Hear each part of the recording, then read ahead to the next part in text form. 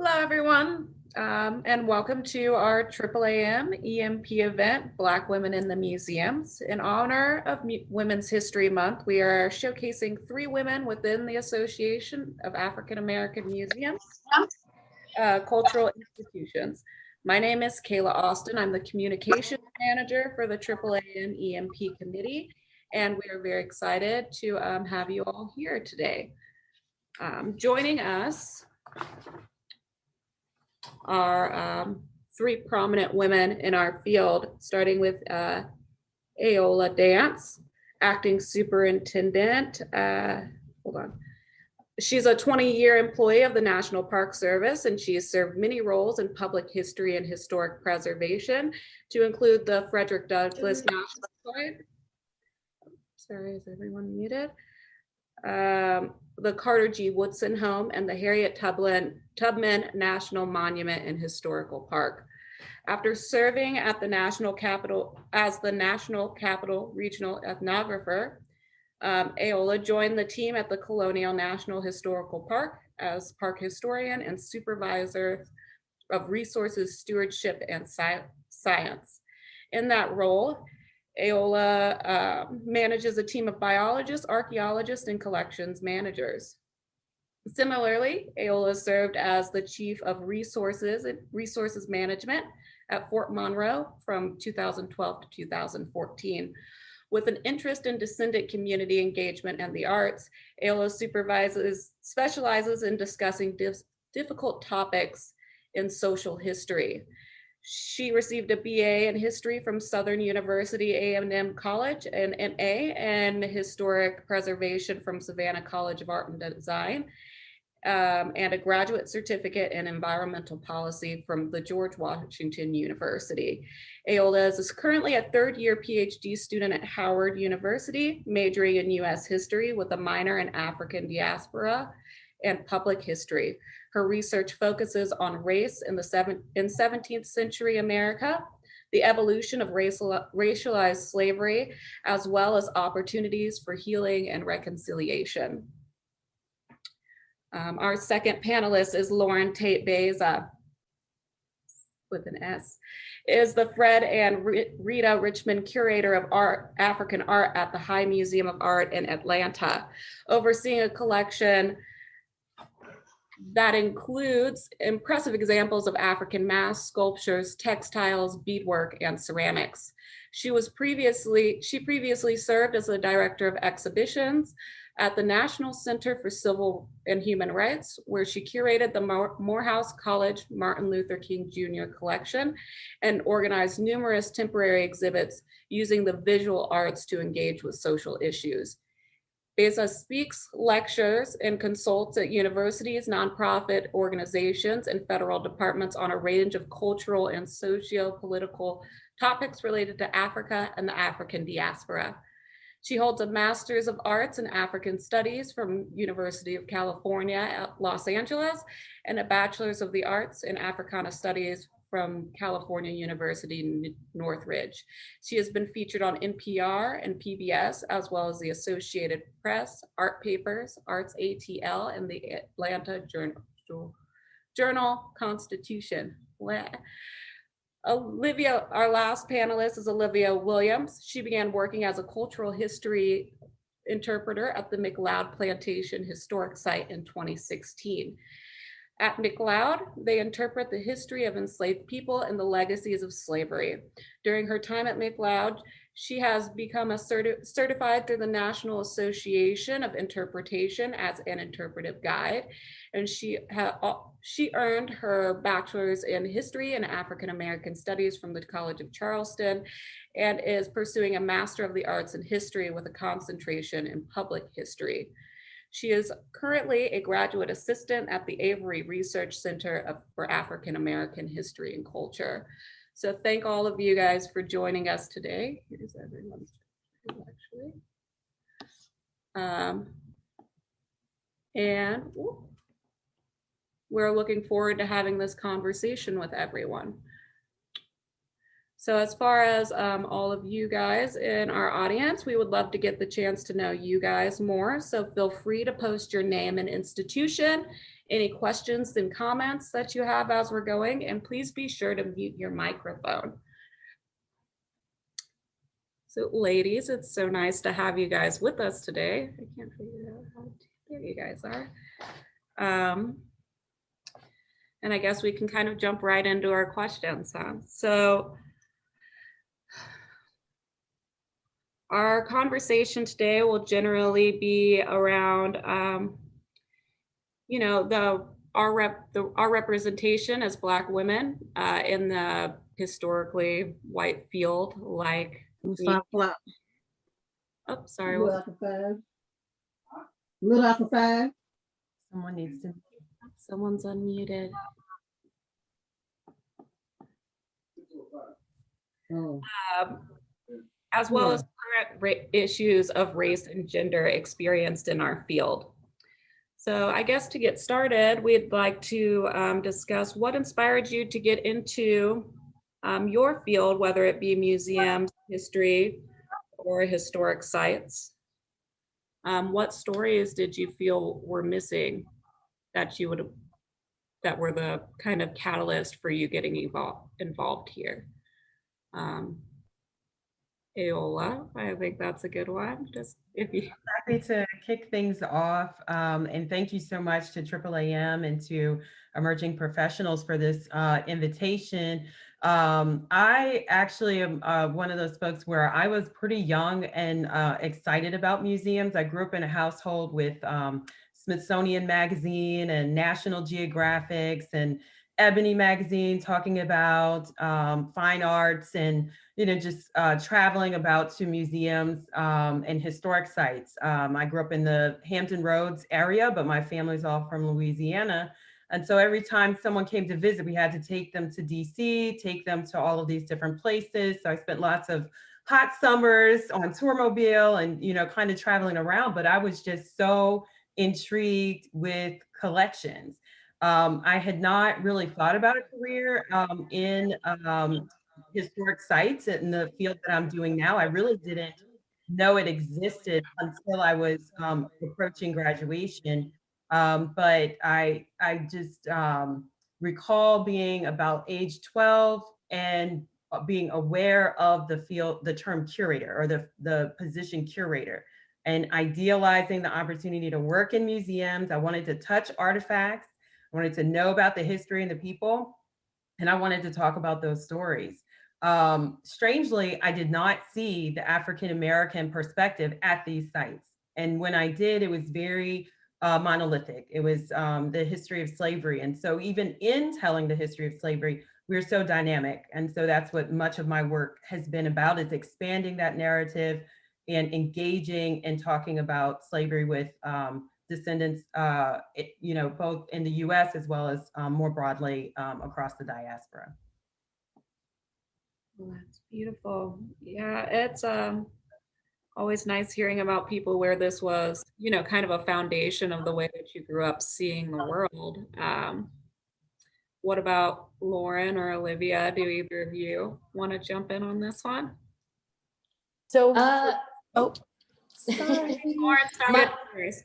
Olivia will. Mine's really brief. I just am going to respond because there were a lot of questions in there. I'm just going to respond to the sort of, when did I want to delve deeper sort of part of the question you asked. And I think for me, my interest, probably for a lot of us here, in art, you know, in how I wanted to engage with art and like sort of toying with that started really young. But when it sort of crystallized in a way that made me know I wanted to work in museums in some capacity, was probably when I was volunteering at the Fowler Museum at UCLA. I had interned at another museum, and that was my first experience really sort of getting to see behind the scenes of how museums operate and work. But it wasn't until I was volunteering, and I mean, I was there for a long time. It was almost 3 years, just as a volunteer, not an internship at the Fowler, that I really got to see incredible examples of the capacity for museums to engage community. And it was that sold me on museums. It wasn't the art and all of that you can get at a lot of institutions, but like they showed me the possibilities to really become a community institution and engage people in all of these different ways of learning and ways of seeing the same exhibit. And they just really, to me, maximize that. They maximize the opportunities for learning that exhibitions presented. And that stuck with me and made me understand that that working in museum spaces was the way I wanted to engage art. Beautiful. Yeah, I think that, and that's one of the beautiful things about AAAM is that community feeling, and that all of us have that kind of joint mission of creating spaces for one another. What about you, Olivia? So mine's kind of different. My parents are a big inspiration behind me being a historian, and just getting more into the field. My dad is actually a history teacher. And so I've been surrounded by it for as long as I can remember. And my mother would always do a really good job of, when we went on family vacations, making sure we hit historic spots as well. And so I was really exposed to a lot of history, whether it be from my father or my mother. And I actually, while I've always loved history, I never wanted to really make a career out of it. I just wanted to kind of make it a hobby. And I actually was in school to be a nurse. And I took an anatomy class and was like, nope, can't do this. So I decided to just go with my passion, which is history. And here we are. And even going to grad school for it and stuff, like I put that off for a while too, because I was like, I don't want to go back to school. College was hard enough. But now that I'm about to graduate in less than 2 months, I'm really glad that I did it, because it truly has been a rewarding experience. Being someone who works at a plantation hasn't always been the most pleasant experience, but I think that it's made me a much stronger historian as well. Yeah, so how did you end up at McLeod? So I actually was working at Fort Sumter, and I saw a pamphlet for McLeod because they actually just opened in 2015. And I was like, oh, what's this? And so when I looked into it, they were actually hiring, and I'd never been interested in interpretation, like didn't even consider it. I always kind of wanted to be an archivist.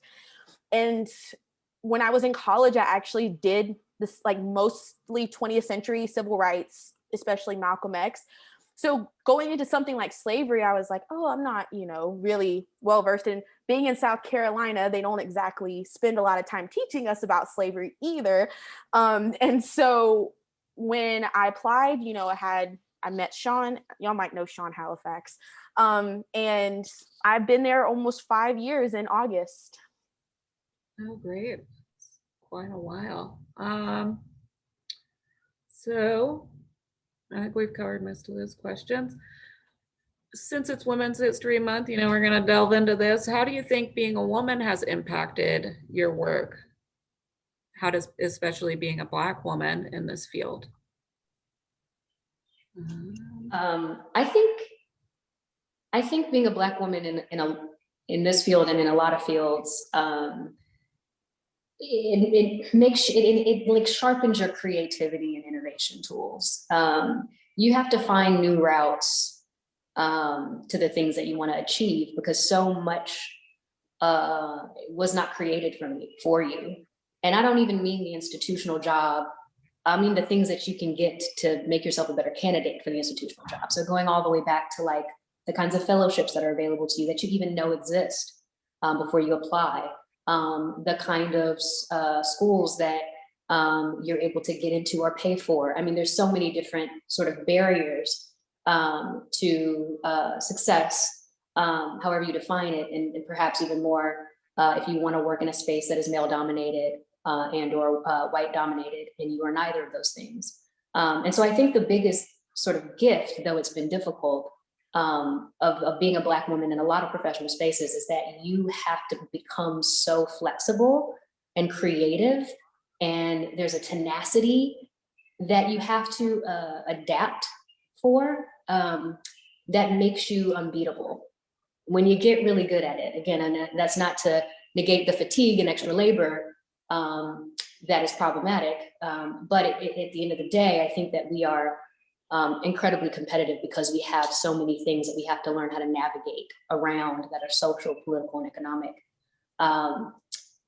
So yeah, I think that's my positive view sort of systems of oppression, and how they can be things that sharpen the tools in our toolbox. We have time for the other views. We'll get there. Aola, you look like you were ready to Yes. jump in on that one. Yes, no, I just identified with so much that was mentioned there. In my experience, it's completely relevant. I oftentimes notice and talk about being the only woman in the room, the only Black woman in the room, and oftentimes, the only, for many years, it was person under 40, and now it's under 50. So I'm in that cusp of leadership. And so, it's noticeable and it's felt. And sometimes I reacted to it well when it was, thinking in terms of, when and where I enter, all my people, my race enters with me, all other women enter with me, and that was enough. But there were other times where it was actually quite challenging to be expected to represent everyone all of the time. And so that was something that, especially in the last few years, I've thought about quite a bit, especially when I'm in a role where I can shape someone else's experience. And so as a woman, I've sought like-minded people and really worked hard to create positive experiences for other women, especially Black women and women of color in my organization.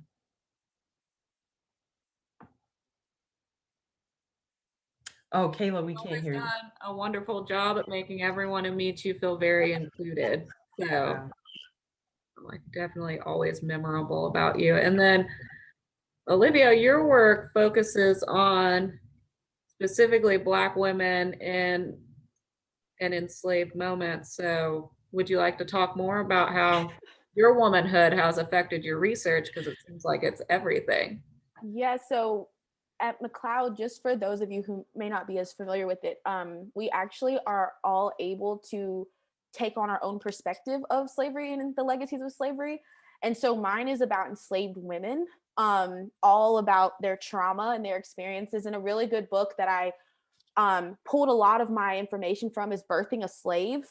And The Price for Their Pound of Flesh is another one that I draw from. And I just talk about all the really difficult parts. And I actually end my tour by saying, if you don't take away anything else from this tour, I need you to know that Black women were the most physically, mentally, and emotionally abused person on the plantation, while being the very backbones that plantations were built on. And so I was like, that's why we're going to talk about them. Up until 2018, I actually was the only Black person at McLeod. And then one of my coworkers, John, he came on. And then in 2020, actually right before the pandemic, we got my wonderful coworker, Toby. And so luckily now, I have them there as well. But for a while, it was just me. I've had quite a few experiences, and being, especially a young woman, they do not like to overlook the fact that I'm young, question my credentials. Do you even know what you're talking about? Are you even old enough to be here? I had someone ask me if I just graduated from high school recently, and I was like, I'm in my 20s, and so people don't take me seriously because of my age, because of my gender, because of the color of my skin. And I had a white man, call the police on me once at work because I asked him and his family to move their photo shoot, which photo shoots on plantations are weird anyway. We could talk about that another time. But I just asked them if they could move. They were on a tour route. Long story short, he didn't like the fact that I was telling him that. And so after he got done berating me and being very aggressive, he stormed off and he was like, I'm not taking this from a Black woman. And he called the cops on me and was very upset. So that's just kind of a very personal experience of what it's like being this, I guess, woman of color on a plantation. Because it's definitely affected my work pretty significantly, but someone's got to do it. And so I guess that's why I'm still there. I mean, it is incredibly important work, and I'm sorry that you have to go through that. And I'm sure that there are similar experiences that a lot of us could touch on in that same vein. We're going to talk about something a little bit more positive, and then we'll get back into the hard stuff. So I want to talk about, you know, mentorship and the support systems that we're able to provide one another. And if you, who was the first person that you considered to be your mentor, um, whether that was a sustained relationship or whether it ended? I I'm think, happy to jump in. Yeah. This is kind of one of those topics I get really passionate about because I wouldn't be able to do the work that I do without having had really strong mentors. And so I'm going to mention more than one. I hope that's okay. In undergrad at Southern University, which is an HBCU, I was mentored by Eva Baham. She's now at Dillard, and Dr. Troy Allen. Both of them, you know, PhD scholars from Purdue and Temple, who just had incredible perspective and experience and pushed us to think beyond, you know, what we were, you know, taught at home, really to deal with the source materials and to think from a like diasporic perspective. And so that was transformative for me. And then professionally, the two mentors that I had were Kim Elder, the super site manager at the Frederick Douglass National Historic Site when I first began working there, and Dr. Elizabeth Clark Lewis, the director of public history at Howard University. And without them, I would not be here, would not be able to do what I do. But I have to say something about what Liv mentioned in terms of someone has to do this. That's literally what Dr. Troy Allen said to me when I second guessed working for the National Park Service. My first role was at Mount Rainier. They thought they wanted diversity. They were not ready for diversity. I stayed 1 week. But what he said to me that inspired me to even go to a place I'd never been before, active volcano, live in a historic house, you know, on the West Coast, and I'm from Virginia, was someone has to tell these stories. And if not you, then who? And when I pictured that experience I had growing up at Yorktown, Jamestown, only seeing Black people interpreted as enslaved, it was like I knew I had to do it. And so those mentors have just been so critical all along the way, and really shaped what type of mentor I try to be. sorry, I keep muting myself. My kiddos in the background, like fiddling with things. Yeah, I think that the impact that our mentors have is just profound, and I think that even on a friend level, that we can provide mentorship to one another. Olivia, you seem like you trying to hop in there? I agree. It started in undergrad for me as well. My African American Studies professor, Dr. Green, he basically it is the reason that I even minored in African American Studies, because African American Studies didn't become a major at the College of Charleston until 2014. And so I took so many classes with him. I, you know, got to know him really well. He became kind of one of my advisors, and he's actually still someone that I communicate with even now. And I've been at an undergrad since 2015. And he really just showed me how important African American Studies, African American history is. And so then I was like, okay, you know, it kind of opened the doors to all that there can be done with the study of African American people.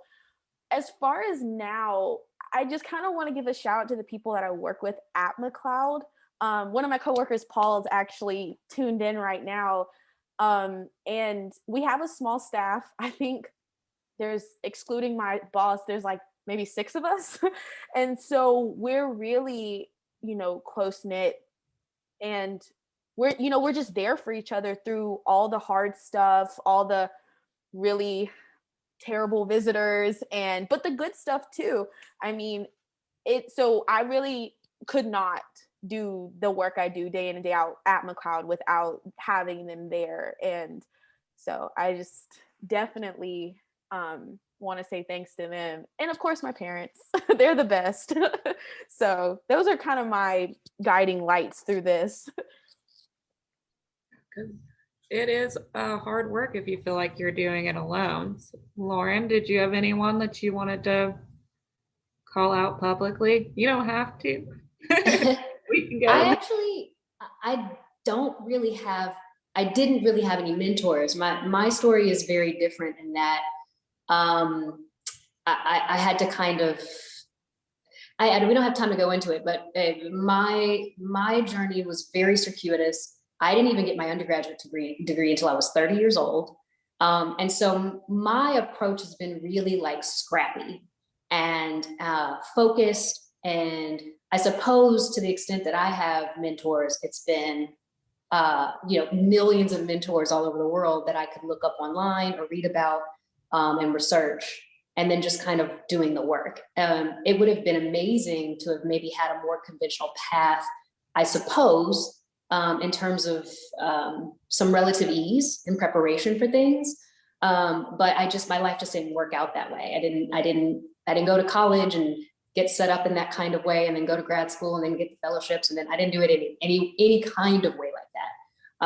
My journey took me to like a couple of different continents and a completely different field before museums. And so when I decided I wanted to do this, or redecided, because I think I had to be reintroduced to museums a couple of times before I finally listened to my intuition and my destiny and purpose.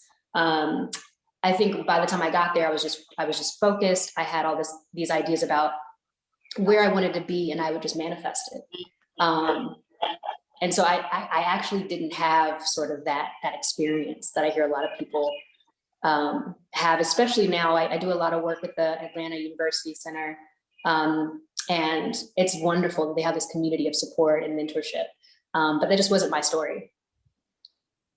So I think the lesson from that is, before I turn the mic back over, is that if you don't have that sort of traditional student path, that you can still achieve incredible things. The information is available to you. You can do research, you can buy books, you can put yourself through school, and you can still have some incredible outcomes. And then at that point, you said this already, Kaila, your peers become your mentors at that point. You have other people you can talk to and chat with and share ideas and strategies and vent, because that's important too, and all of that. But I didn't have a sort of conventional youngin coming in with an older peer in my field sort of guiding me along. But it worked out for me. Kaila, you wanted to hop in there. There are so many jewels in what Lauren just said. I just wanted to add that a lot of times this journey is not linear, and don't give up. I progressed well if you look at my titles and time frame, but my academic path was like all over the place, and my pay was sometimes a sidestep or a backstep. And so, just stay focused on what it is you want to do, take risks, and let people know what you want to do. So many jewels in what you said. Everyone's path is so different, so different. Yeah, and I think another really big thing that you kind of already said, but I want to reiterate it because it bears repeating, is trust yourself, right? Like when there isn't necessarily anyone in your immediate space that knows, that kind of gets what you want to do or understands your ambitions, you understand them. And so, I didn't wait for permission for anyone to tell me, you should apply for this or you should go for that. Or if you take this angle, you can probably leverage this previous experience that doesn't seem related to this new thing. I didn't wait for anyone to tell me that. I knew that I could do it. And so I just worked it. And so I think the worst case scenario is, it doesn't work out, but at least you've tried, and man, going for it certainly is worth the risk. Absolutely. And like, if you guys have never met Lauren before, she has like an energy that like emanates from her. It's beautiful. You'll see it the second you meet her. It's great. So, and I think that it's really valid. And I think Lauren, you and I have a lot in common there where our paths are so untraditional. And I think like, you know, I had my daughter really early on and, you know, she was on my hip through all my college courses. And like, when I graduated with my fine arts degree, she put her work up in the gallery too, because she'd been there. She was like, I went to college too. Like, you can't tell me. Yeah, same. And I think that's an important part of this talk, you know, being a women-centered conversation. I mean, I had a daughter, same thing, on my hip in class, trying to figure out, you know, what the hell I'm doing at like 27 years old, studying something that isn't a quote unquote safe bet. I studied African studies and Africana studies. I did not study art history, which that also wouldn't have been the safest bet, but I went way out there with, you know, with really playing to and leaning into my interests and passions, and it has not failed me so far. But yeah, same thing, Kayla. Had a young daughter while I was going on this journey, trying to raise her and learn how to be a mom all at the same time. So I had mentors for motherhood, though. That means a lot. That really does. I mean, and I think that's something we don't provide a lot of space for as women, to talk about our personal lives and how that impacts everything. I mean, I know my daughter impacted everything I've ever chosen to do as an adult. It's been like, is she going to be proud of me when she looks back at all this? And, you know, she is. She got mad at her teacher. They're in American history, right? So they're just starting to learn about slavery. And she's like, can we learn about someone else other than George Washington? I'm like, ooh, you're gonna get in trouble. But like, you go for it, kiddo. So yeah, I think that that's all important to be talking about. So now I can kind of ease back into some of these heavier topics. So, and Olivia, you touched on this pretty strongly. How do you deal with being in historically white institutions and places where, as a Black woman, our bodies are not recognized and definitely are not, you know, elevated to the level that we definitely deserve?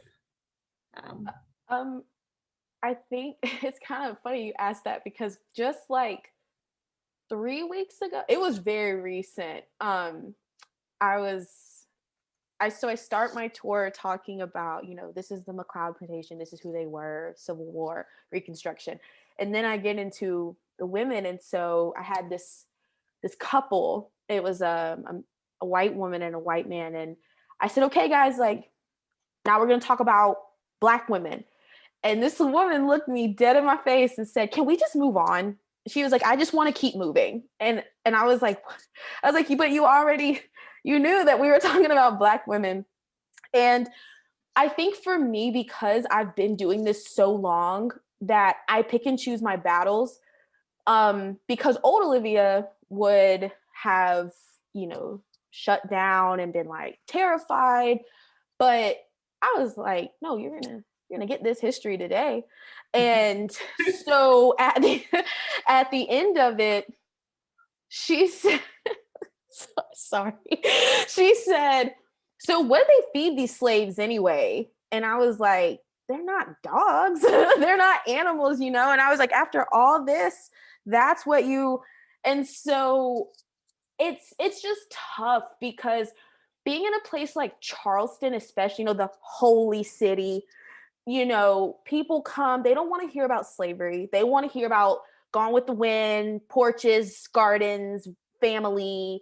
And, you know, people ask me, is this the house from Gone with the Wind? And I'm like, we're not in Hollywood. You know that this is, but like this Moonlight and Magnolias thing is what they call it. And so when people realize that we're talking about slavery, they get so resistant, so shut down. Not everybody though. Some people, especially these last couple of years, have been probably more receptive than any time. But people do not want to learn about slavery at a plantation. And people especially, which is so weird, and people especially don't want to learn about Black women on a plantation. And I realized that when I talk about breeding, when I talk about rape, when I talk about sexual violence, that's usually the part where people tune out. And that's usually the part where people accuse me of embellishing and people accuse me of making stuff up. And my favorite story, and then I'll pass it over just to kind of bring home the point of these really white spaces. And I will also say, hopefully this is a safe space to say this. The administration that we've had for the last 4 years has made a huge impact on working at a plantation, people in red hats, people coming to provoke us. And I will say that trying to remain professional through that has been hard, especially because people will directly attack, not just me, but my other coworkers as well. One of my other coworkers, right before the election, she's a Black woman. This man said to her, you know, if Trump wins, y'all be back in those fields, right? Like, people come and say that to us. But this is my last story, and then I'll pass it over.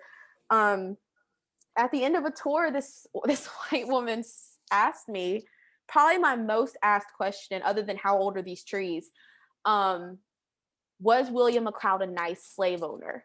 And I was like, he owned people. I was like, people who own people aren't nice. And she was like, so you can't say anything nice about him. And I was like, he owned people. And she got so irate. If you ever want a good laugh, go look at McLeod's TripAdvisor reviews. You will, especially my coworker Paul, they either love him or they don't. But she left a TripAdvisor review about me. But yes, how old the trees are, yes, always. But I said he owned people, you know, people who own people aren't nice. And so she starts going off, yelling at me, telling me I shouldn't be working there. I'm embellishing my tour. I'm not good at my job. And she was like, you're just racist towards me because I'm a white woman. And I was like, because I won't say that William McLeod was nice.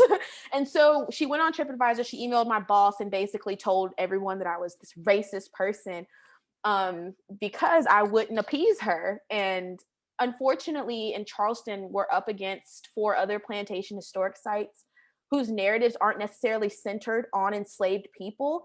And actually, at a few of them, they make you charge extra for getting a slavery tour. And though, like, the main part of it, and then it's like, okay, it's an extra $20 if you want to learn about slavery.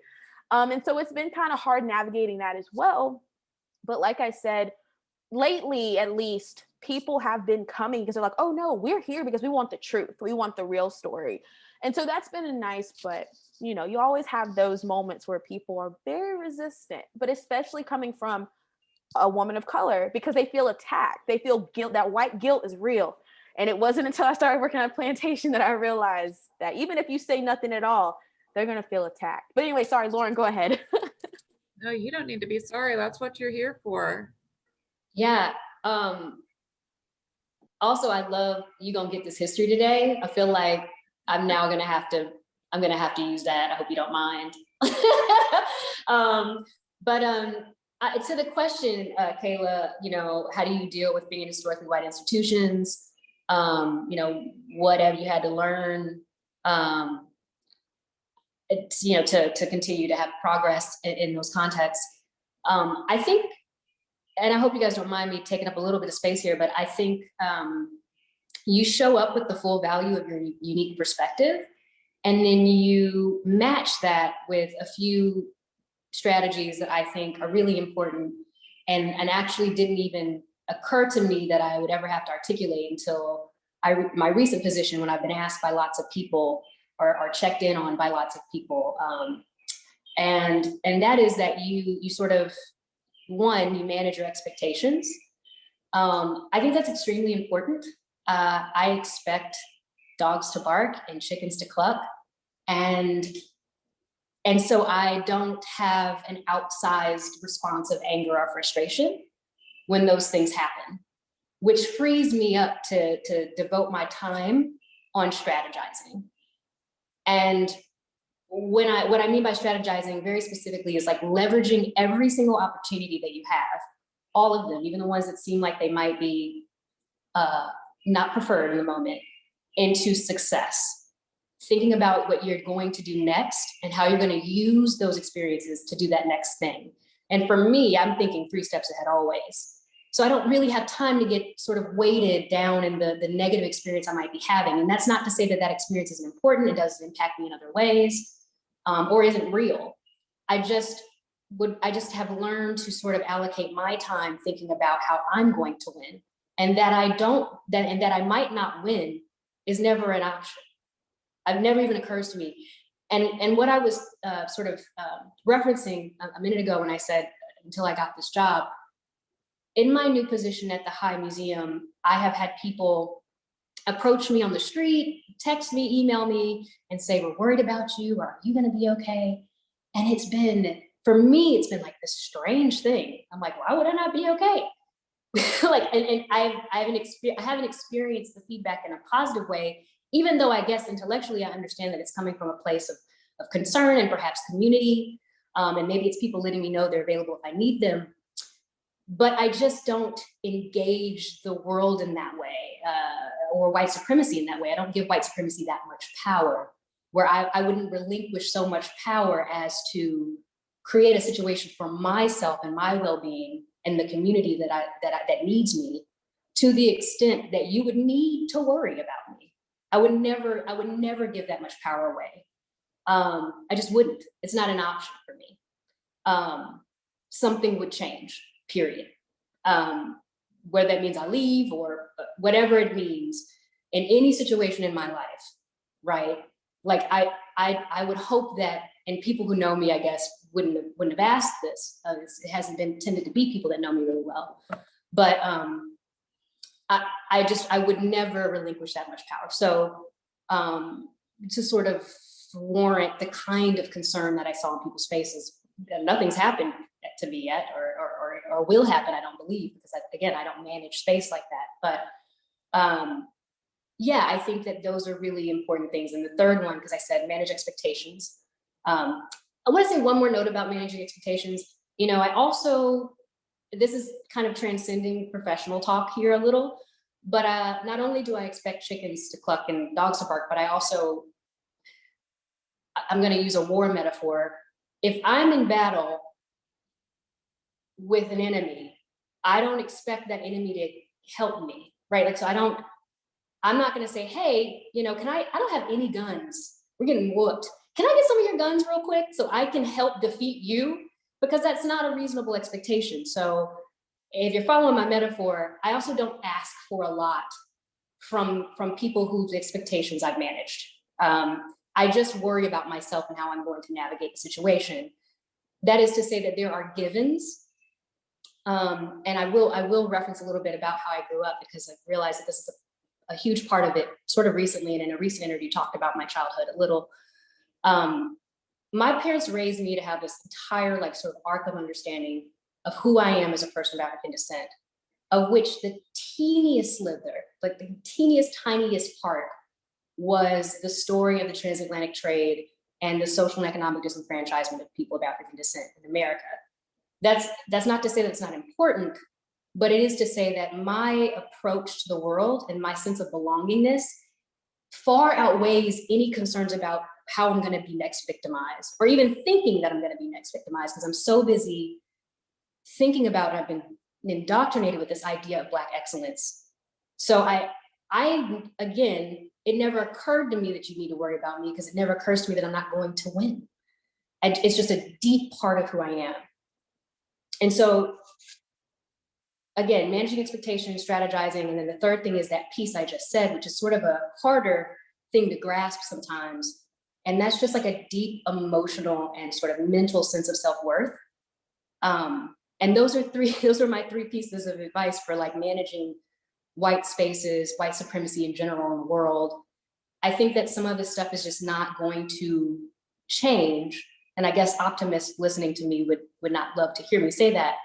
But I think that if we know that some things are going to just be the way they are, then we have to take some accountability for how we're going to maneuver around those unchangeable things. I personally do not believe, and this is just me, that I will ever see a day where there's no racism in America. I think the most American thing I can think of is racism. It's the foundation of everything. It's in the veins of everything. So the only way that I imagine racism ending is the fall of America. And so, I don't think I will see that. And so if I accept that, not accept it as in it's okay, but reconcile it and really just sort of own that that is the case, then I am not spending energy being shocked and angry, and as much as I am spending time thinking about how I'm going to survive in the context of this space. So that was really long-winded. Thank you for the floor, but it's been this really intense sort of, if you can't tell, sort of like a thought process for me, and like series of questions I've asked myself as I'm approached by people with these sad looks on their faces about me being in a white institution because of their assumed negative outcomes and the power that they assume that I might give an institution to make me that unhappy or uncomfortable in my Blackness. I just don't give them that power. I don't give anyone that power. I manage my expectations, and I think about how I'm going to leverage every opportunity. I just want to quickly say, sorry, what you said about like kind of survival, I feel you on that. And I also feel you on, you kind of know what to expect when it comes to white supremacy. Like, it doesn't really shock you. And you're just like, okay, you're racist. I'm here at my job. You don't have to be here, but here you are. So I totally feel you on just picking and choosing your battles, especially as a woman, and especially as a Black woman, especially the very passive aggressive, wow, you're so articulate. And I'm just like, like, why did you automatically assume that I wasn't? So when you were talking about giving away your Thank power, you.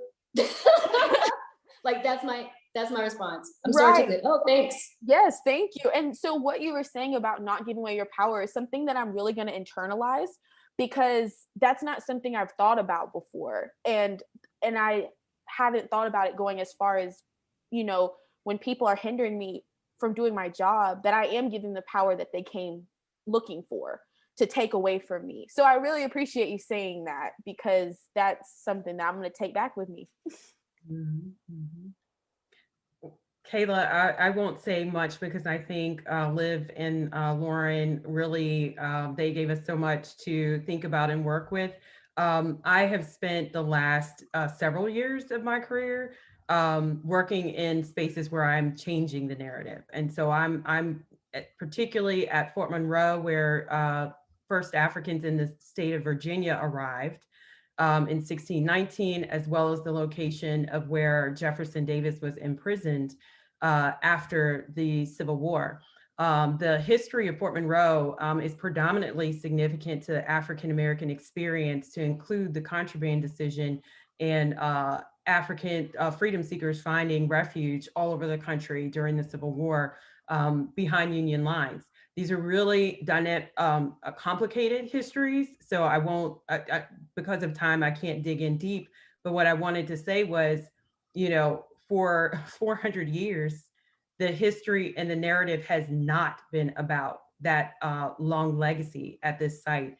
And so I've been since 2012, oftentimes the only African-American, oftentimes the only woman at the table, like pushing people who were very comfortable with lost cause narratives, and that being the focus, to accept that that is not actually the true history of this site, nor is it going to be the focus of what we'll talk about moving forward. And we have here even leadership who've made mistakes. They've said things that were incorrect or debated by historians. And what I've appreciated is the willingness to engage in the dialogue and be able to really change that narrative and speak the truth.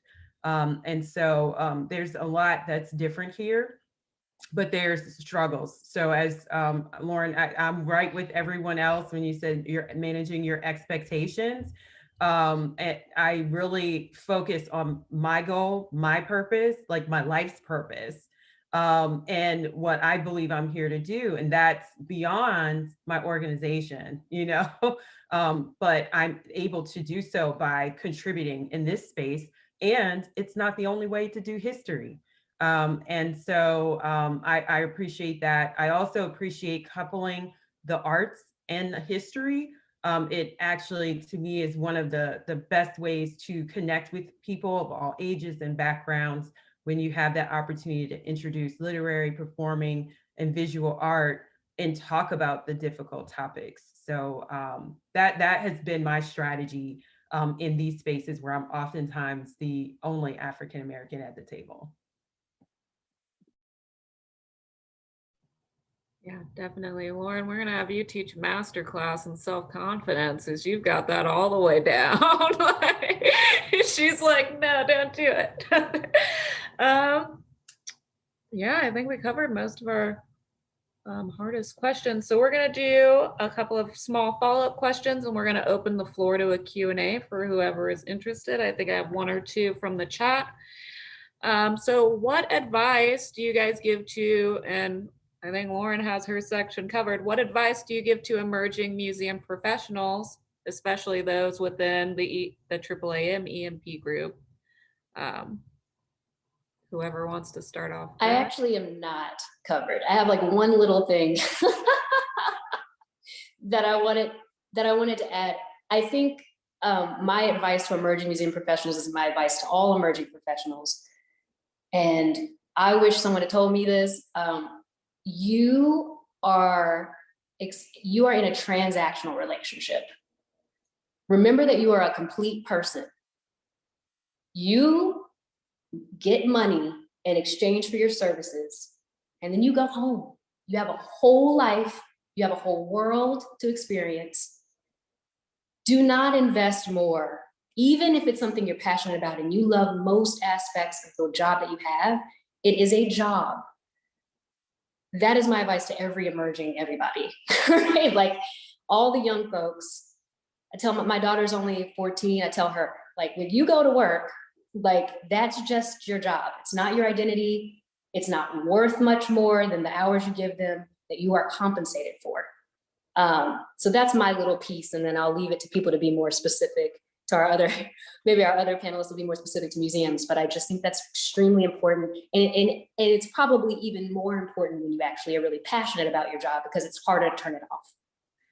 So that's my struggle is, I absolutely was that person where this was my purpose. My life's purpose was attached to it. My identity was attached to it. That is a slippery slope. And so I had to find that balance. And so my father actually said exactly what you mentioned. He said, you agreed to do a certain thing for a certain amount of money in a certain amount of time. And each time your employer comes back to you asking for something different, that's renegotiation. And he said, I wish I knew this sooner. And so he had worked, 20 years in the Army, 20 years in the federal government. And this was my 4th year in the National Park Service. When he said this to me, that relieved me of, so much. Like, I don't buy into getting paid in sunrises and sunsets, because when you're passionate about the work, and committed, and it's a service that you will do for free, people sometimes take advantage of that. And so you have to protect that aspect of and it is your choice when you want to do that.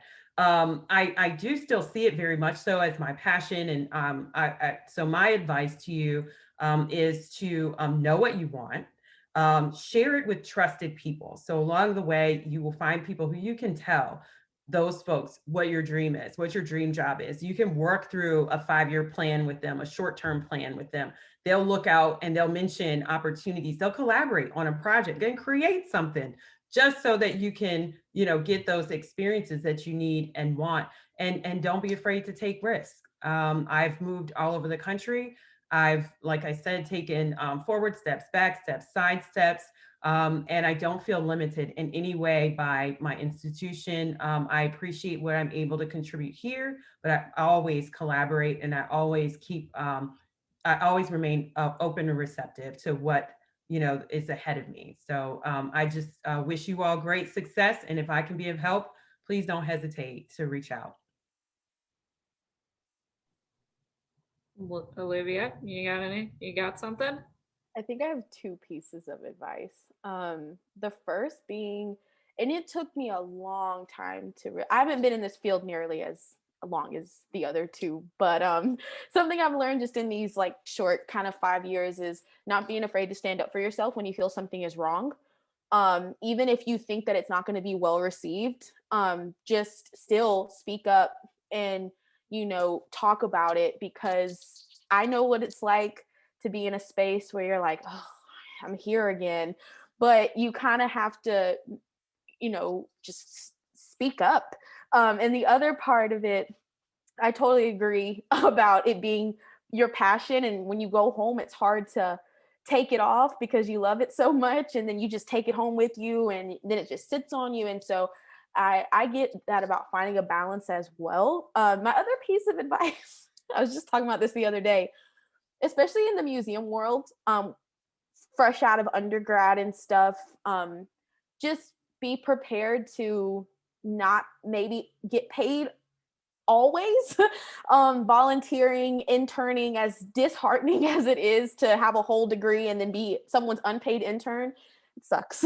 But it is a piece of advice that I like to tell people, because I have been giving some incredible opportunities based off of volunteer experience and internship experience. And I recognize that not everyone is in a financial position where unpaid things work. I mean, I had to work while I did these unpaid things. But I always tell people, an opportunity, as long as it works for you, if it's unpaid, sometimes it does work out. At the Citadel, which is a military college in South Carolina, I was volunteering under their archivist for a year. And after that year, she offered me a job. And so I was thrilled. But it did take that year-long unpaid experience. So, and also just a little side note, you may not always, at first get paid what you think you deserve. And that, is another unfortunate reality. But that's what I really agree with what you said about being ready, being open-minded, being prepared to move around if you need to, being receptive. And I especially love what you said about collaborating, because I realized in this field, you got to be bigger than your institution, because there are so many opportunities, so many people to meet, so many people to know, people who can put you on. I mean, if it wasn't for the people that I've met in this field, there's no way I'd even be on this panel right now. So networking is huge. I really wish AAAM was going to be in person. The virtual conference, the conference is going to be in person, but again, even virtually, that networking is still there. And I encourage people to tap into that as much as possible. Okay, great. Thank you guys so much. And we're going to open up the floor to any questions. I had one that came in through the chat. And I think most of us have been stable. Have any of you stepped away from the museum field or your historic site and returned? And what does that process look like? What pushed you out of your space or put you on the verge?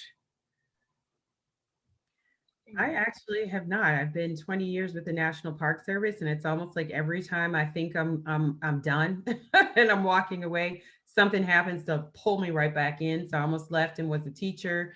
I have pursued academics along the way while working. I have a family, but and even at this stage, I absolutely consider, what do I want to do next? Where else can I do this same work? And I think of that and consider coming back. I'll be working until I'm 60. I have a 4-year-old, an 11-year-old, and a 15-year-old. So, there's a lot to consider. And so I've just stayed open-minded. So I'm curious how others have sort of navigated between disciplines and institutions as well.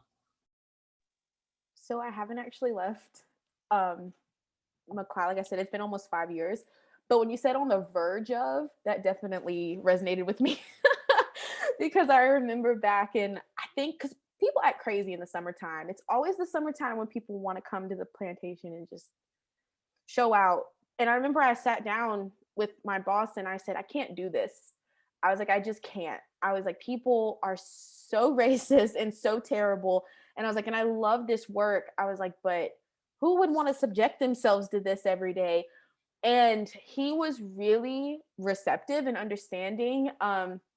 But I didn't quit. I wanted to really bad. But I realized that this work is bigger than me.